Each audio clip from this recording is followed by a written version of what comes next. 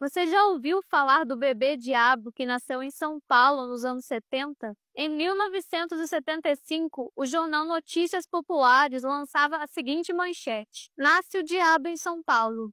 Bebê com chifres, rabo e falando. Esse foi a capa do jornal no dia 11 de maio, exatamente no Dia das Mães daquele ano.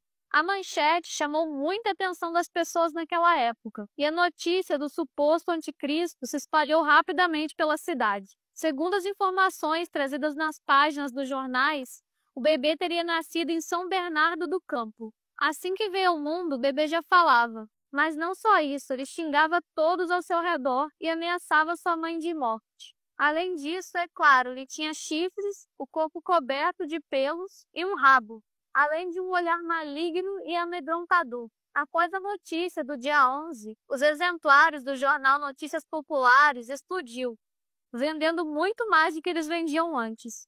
E com isso, o jornal continuou explorando a história do suposto anticristo paulista. Por mais de 20 dias seguidos, o jornal continuou estampando suas capas com notícias sobre o bebê diabo, sempre trazendo novos relatos sobre o que o infante infernal andava aprontando.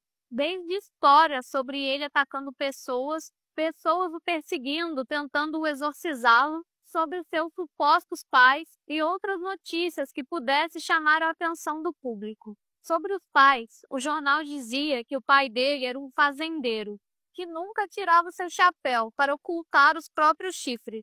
E a mãe era uma mulher que vivia chamando o bebê de diabo, mesmo antes dele nascer. A história do bebê diabo ficou na boca do povo durante um mês, até começar a perder na relevância e ser esquecida. Mas o que de fato foi o bebê diabo? A verdade é que tudo não passou de uma história sensacionalista do Notícias Populares. E essa nem havia sido a primeira vez que aquele tipo de notícia era divulgado, já que meses antes o jornal tinha mencionado um vampiro e um fantasma, sempre tentando atrair a atenção do público com essas histórias sobrenaturais. Naquela época, um repórter havia ido de fato a um hospital em São Bernardo do Campo, averiguar uma história sobre uma criança com chifres e rabo. Mas lá ele descobriu que não passava de uma criança normal, que tinha nascido com algumas más formações, que acabaram sendo corrigidas por meio de cirurgias. Mas isso foi o suficiente para transformar algo simples em uma coisa sobrenatural.